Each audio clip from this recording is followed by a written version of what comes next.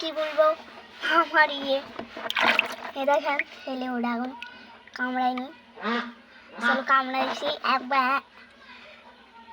আমার জিভ একদম হয়ে গিয়ে। চলো দেখি আবার হয় নাকি। এখানে পানিও আছে, আমি রেখে দিছি। মজা যাও।